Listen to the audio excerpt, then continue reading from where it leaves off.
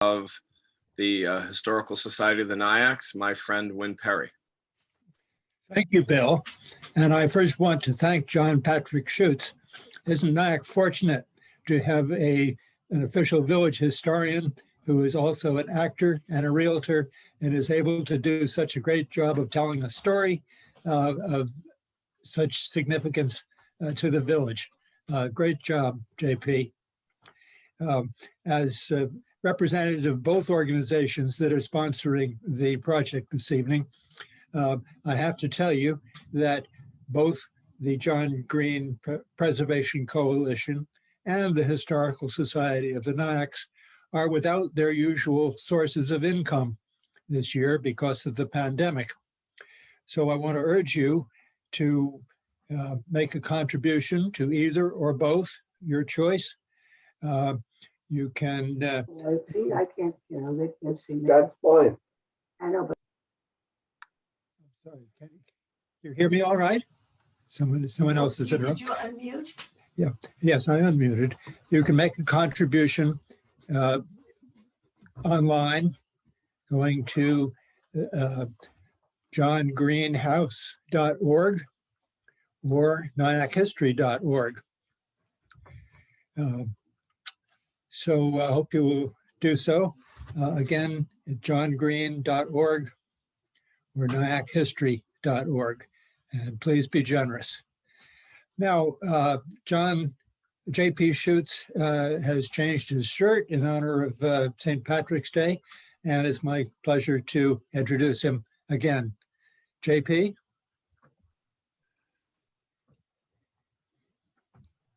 Good evening, everybody. Can you hear me? Give me a thumbs up. Very good. It was a pleasure doing this video. We filmed it back in, I think, August or September. It was certainly still summertime. It was certainly still warm.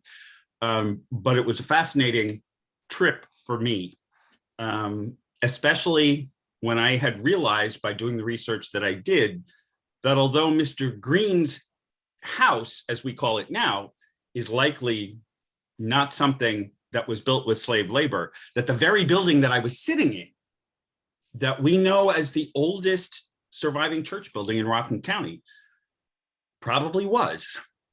To be able to touch those stones, to be able to look around that room and realize that that was something built that way, it had a very profound effect on me, because that was a building I've known since I was a little kid.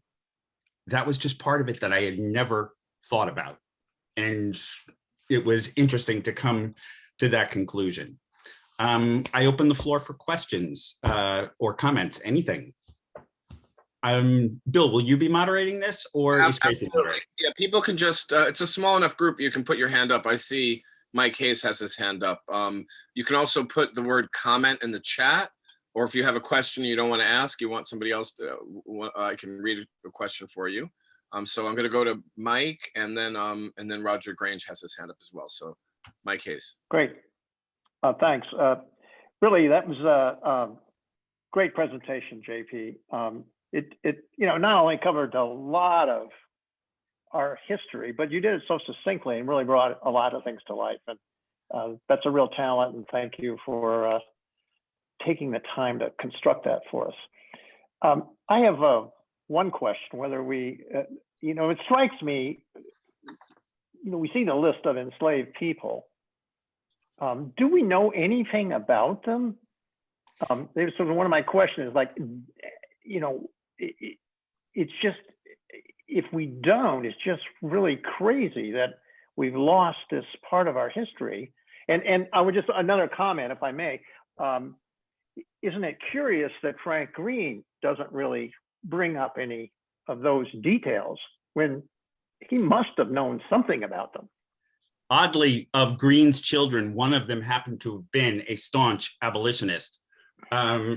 Frank, on the other hand, may have either been embarrassed by it, or he may have been one of those people that was just oblivious to it, or that it didn't matter to. We don't know in his case, but that's a very good point. You would think that they would mention that. In the longer version of the video, where I sort of address my own feelings for it, I always wanted to ask John Green, what were you thinking? You owned these folks during a time period when it was already becoming illegal. that it was on its way out. He had been an indentured servant himself. I can't comprehend that. Now, as to the individuals that you're asking about, the tragic thing is that we know more today about the Africans who were brought to New Amsterdam in the 1600s, and during the Dutch time period, their names were written down. We knew who they were. They had all of the different laws that the Dutch had that the English didn't have, but we had names. We know who they were in the 1600s, even into the very early 1700s, and then it stops. Now in the census, they're just listed as slave male, slave female, color black, color M for mulatto, that sort of thing. That's all that's there. We don't have the names. We can assume maybe that those folks who were living with Mr. Green in his house in 1840 as two free African Americans, we could assume that those might be those two people, but we wouldn't know it for sure. It's really depressing because it leaves an awful gap in the history of anyone trying to find their roots in who's got African American ancestry. Was watching PBS last night, and it's startling to see how many folks don't have a long history, even though the census has been around that long, but it simply lists slave male, slave female. It's very tragic. Some of you may have seen a presentation several months ago that the library and the Historical Society sponsored with the Mount Moore Cemetery Association. I think that video is available on the library's website. Well, some of the people who were there, there's a classic photo of a group of veterans standing in front of the rock. And I think in one of Mike Hayes' stories about the Emancipation Stone in front of the Nyack Library, two of those folks were ultimately buried at Mount Moore. And we know that one of them was born a slave. So, and we're starting to get some of that gentleman's narrative, but it's interesting that this, you know, we know more about periods of history hundreds of years ago, more than we do about this relatively recent history. I think part of it was the clandestine, certainly with the Underground Railroad that came through Nyack, that information had to be clandestine. It wasn't widely shared. So people who were coming through really weren't leaving a mark behind. And then also I think shame, you know, in the culture, people were embarrassed about that period of time, but we're starting to get pieces together in the work that you're doing. And I know that, Mike, I was hoping maybe you could share a little bit about the slave that's associated with the formerly enslaved person that was associated with the meeting house or the Old Stone Church, Williamson. If you'd like me to, I'll say a few words. So, and then we go to Roger. it's a gentleman named Peter Williamson. We know this because he was written up a number of times in the newspapers over his life, and so that's one person we do happen to know. He was enslaved by the Williamson family. Williamsons owned a lot of land in Upper Nyack, and anywhere, depending on the time, from records up to 4 enslaved people, or perhaps more. Many of the documents were once available, but have since disappeared. At any rate, the newspapers report, and you know, it's likely to be true because it was stated a number of times. They mentioned that Peter Williamson was the last living person born into bondage in Rockland County. And his records seem to indicate that he was born around 1800 or 1805, somewhere in that area. And he would be a young man working on the Old Stone Meeting House. And that's been reported in the newspapers. Now, of course, newspapers are not always correct, but you know, there it is, a record of his labor on that building. He went on to live in the neighborhood his entire life. He met and married another local young woman. They were married for 50 years. And Bill was mentioning the Mount Moore Cemetery. 2 of his sons actually served in the Civil War, one in the Navy and one in the infantry. And it's just an amazing story He's also possibly ran a candy store in a small house very close to the old stone meeting house. It's fascinating that he had that sort of business. He's apparently well liked by everyone, and because of his candy store, grocery store. And we know it was his house because of a story about the widening of Broadway and having to move his house. You know, there was a lot of legal questions about that. So interesting case. Person that we do know something about and is clearly identified. And I think JP is right. There's more than this Peter Williamson. People probably working the quarries in an early date that did a lot of the stonework in some of these early buildings. So it's kind of chilling, really. And it's a missing part of our story. And I think it's really important that we've bringing this to our consciousness now. It's an important part of our history and something that we can really learn from, I believe. Thank So you. sorry for taking so much, but there you go. John If I Patrick, may, we'll go to Roger. there's a lot of history that is being skipped over. We have a very, very long-term free African-American community in Rockland County, in the Nyack. One of the first 12 settlers of Rockland County was a man of color. And we had the Moores, who were Cynthia Hesdra's parents. The Moores were the third wealthiest people in Rockland County. They were a free African-American couple that lived in Spark Hill. We don't know about that either. We're not teaching how much history there is that's affected by our own African-American community. And at that time, you would have had this weird conflict of people who were enslaved interacting with free. It's a rich history that we've lost, or we choose not to teach, or perhaps someone chose not to teach. Anyway, it's time for Roger's question. Sorry about that. Don't be sorry. That was way more fascinating than what I'm going to ask you. My question is not so profound, and I'm glad we covered that issue because it's so important. But I'm just wondering what happened to the causeway over the marsh between Nyack and West Nyack. I mean, It now, eventually wore away, and also they tried filling in the marsh, and then the wetlands just came up through it. It didn't last as long as it could have, but also they were trying different solutions, because there were also a few train tracks that they then wanted to put through parts of that area. Remember, places like Blauvelt got trains in, I think, 1842 for Blauvelt, even though it took until 1870 to finally get it into Nyack, and that was because of the weird way it had to come here along the side of the hill. But Piermont, Blauvelt, and other parts of the county had trains earlier, and that causeway wasn't going to work. They almost would have had to have blocked through it, but it did last, I think, for about 20 or 30 years.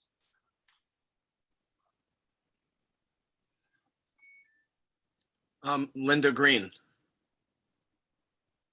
Unmute yourself, please. I'll try to, can you try to unmute her, Tracy? Sure.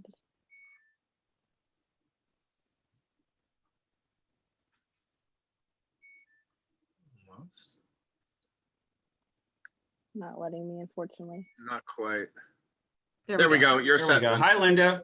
Hi there. Obviously no relation to John Green. I thought we were going to talk about the long history of the John Green house. And the part that I'm curious about, I mean, I love everything that everybody said, JP, fabulous stuff. And I didn't know about Waldron Avenue, so I learned something new. But I love that story. it's a good story. But I had a conversation with Gertha Eubanks at one time about the fact that her family lived in the John Green house in an apartment. And she described it as a slum. And this would have been in the 50s, very badly deteriorated and unpleasant place to live. And I wondered who lived there you said it became a house and then eventually an apartment house. It did And become a house for the Green family for a while in the 1800s. They suffered some financial setbacks towards the end of the 1800s. There were a couple of bankruptcies involved. The house then passed into other hands. But I can tell you, even most recently, I think I was the last realtor to rent an apartment in that building to someone. And we're talking, this was in maybe 2004 or 5. wow. It was someone who was on government assistance, and it was the only landlord in Nyack that would accept that, the amount of money that she was being given. And I was appalled by the conditions in the house at that time. The 3rd floor was terrifying to go up to on the staircase, and yet all of the apartments in there were occupied at the time. The one that was the smallest one that was still available, this young lady did wind up renting, but I can tell you that in the early 2000s, pardon the expression, it was a slum. And I felt awful having to show that to anybody, but it was also, she needed a roof over her head at the same time. That's why it took a while for the John Green Preservation Society to convince me that this was actually a good idea. I thought it was in such terrible shape it could never be fixed. But Wynn and everybody had a plan that made a lot of sense, and even got sort of a stone transplant from the Lot House over in Tappan that was torn down. But you're absolutely correct, Linda. That house was in very poor condition and had been owned during the 20th century, at least, by some landlords who were not particularly interested in their tenants' health and well-being. Mhm. That's what I was wondering. Christopher. I have an even more trivial, well, not more trivial than that, but more trivial than what somebody had asked before. How much was the toll at the toll house? Do you know what? I'm not sure. Wynn, do you have any idea how much the toll was? That's an excellent question. Yes. That I'm going to The Historical Society has the sign that lists the toll for various purposes. Sounds low because money had a different value in those days. It was a penny and a half for a horse and rider going from Nyack to West Nyack. And it was also about the same price for a flock of sheep or cattle. They're all spelled out on the sign. And when we have the museum open again, which I hope will be not too long, we'll be able to show it to you. Was that a one-way toll or a two-way toll like they now have in the Verrazano? Yeah, you had to pay it each way. Sorry Both about that. ends. That's great. Any other questions for either Wynn or John Patrick or Mike Hayes? We have some of the finest local historians in our community on this call. I do have actually one more question about the house. What is the ultimate goal of what the house is going to be? Yes, well, we certainly want to return it to being an active part of the life of the community, something that will be open to the public and will be a cultural venue.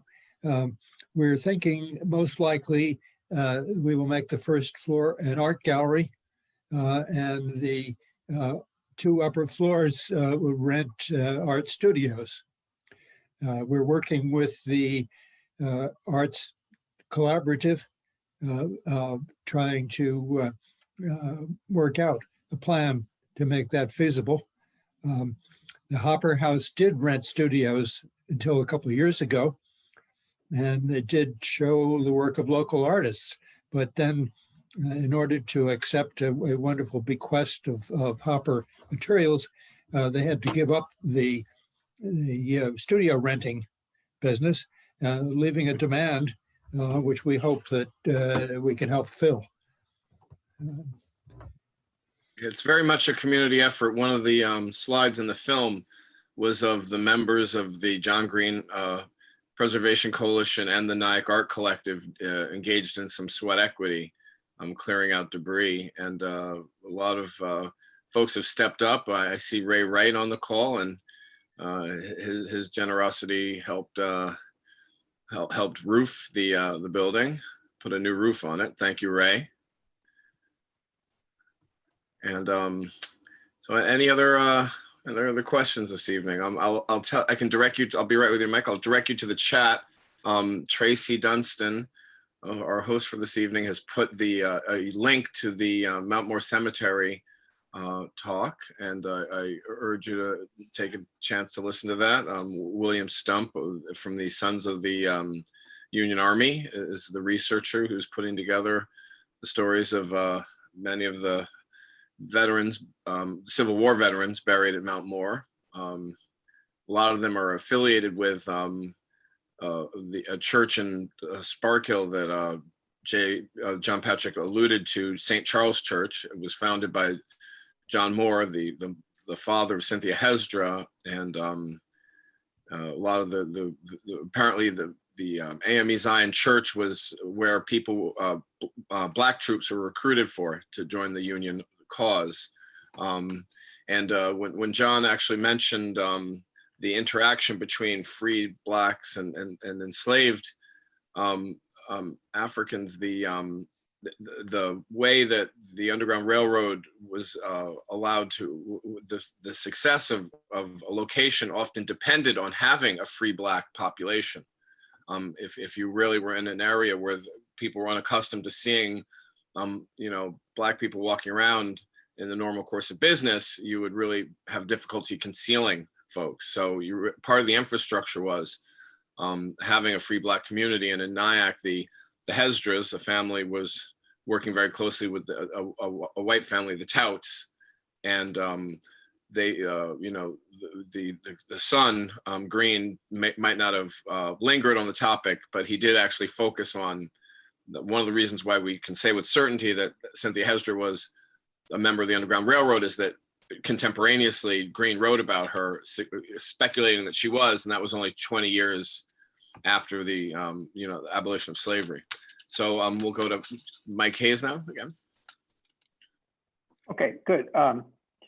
Thanks to Wynn and JP and many other people for working so hard on the preservation of the John Green House.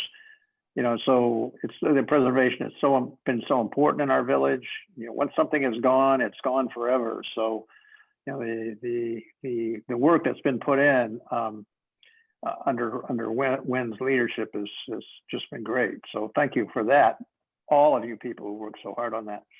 I have a question really for JP and Wynn. JP mentioned that the house was first a warehouse. I'm just curious what we know about that and when it became a residence. And also JP mentioned there was a grocery store next door. What do we know about any of those things in the early days? A lot of them were wooden frame structures that don't necessarily exist anymore. Nyack, in its own way, is the tiny child of New York City. We eat ourselves.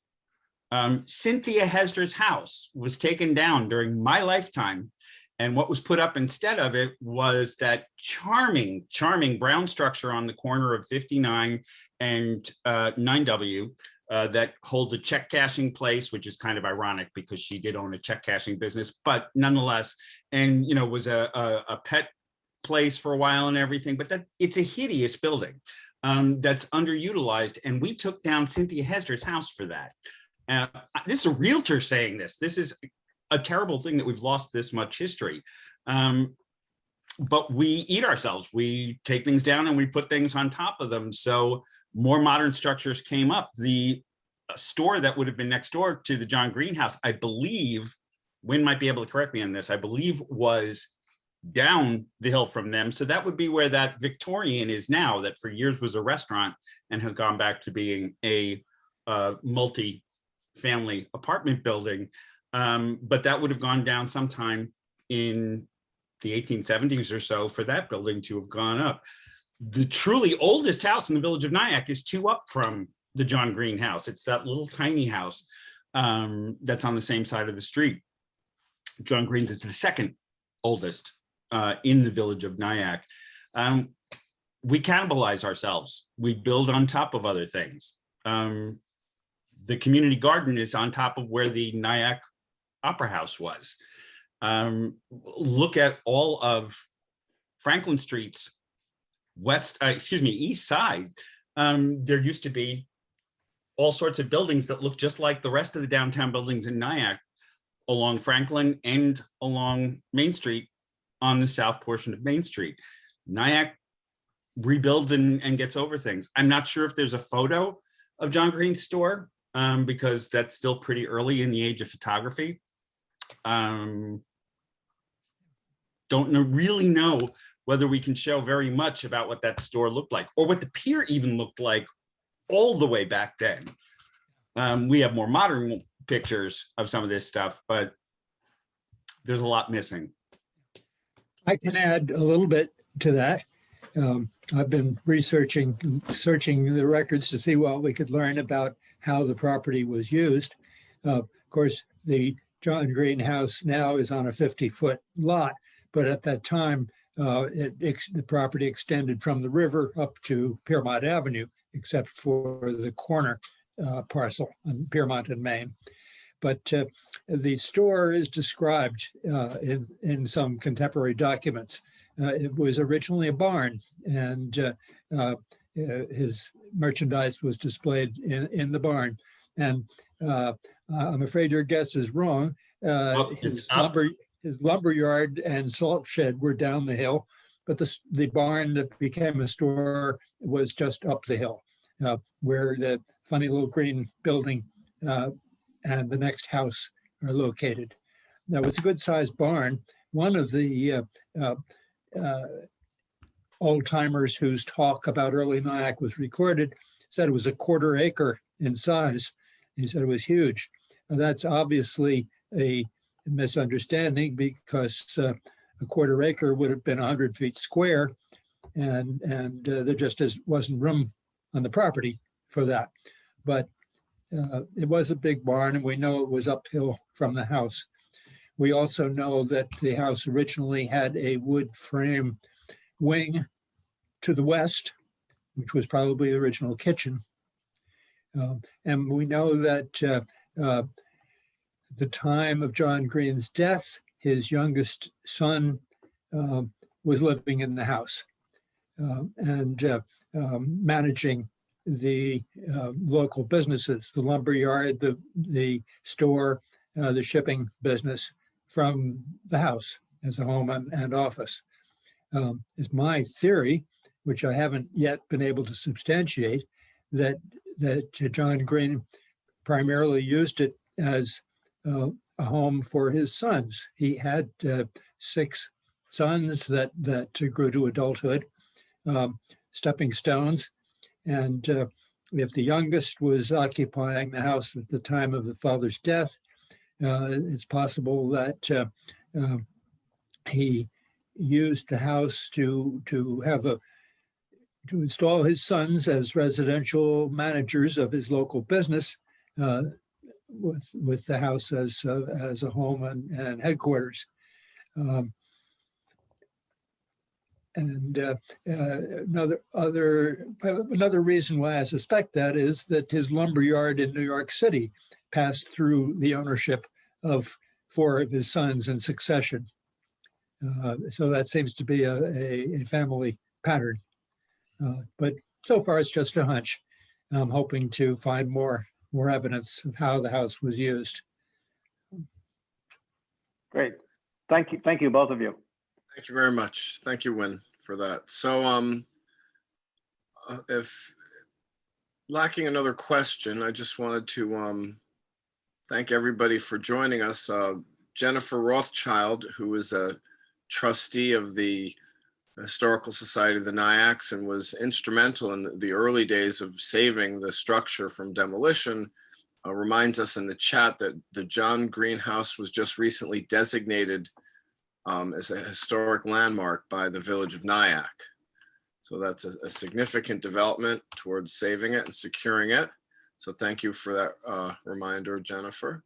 And I'd like to thank Ben Falchuk, who was a member of the John Green Preservation Coalition, was instrumental in the creation of the film that you saw this evening, and is active in getting out the word about the preservation of the work of the coalition. I urge you to go to the chat and consider contributing to the Historical Society, the John Green Coalition Society, or Coalition. We'd like to thank the library for putting on these programs.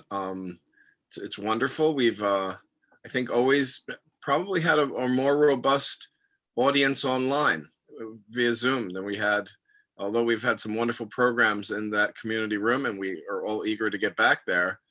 We've almost kind of sometimes doubled and tripled the amount of people who are able to learn about local history through these programs. So thank you very much. We'll have more. Looking forward to more collaborations with you. Wen, would you like to add anything else before we say goodnight to everyone? No, thanks, Bill. I think it was a great program, and I appreciate the chance to be part of it. Very good. Well, thank you. Thank you, everyone. Enjoy the evening. Support local history. Visit the websites that we mentioned earlier, and we'll look forward to seeing you around the village. Stay safe. Thank you. Thank you all for coming. Thank you, John Patrick Schutz. You're welcome. Home in Nyack. At Home in Nyack is At his home in blog. Nyack.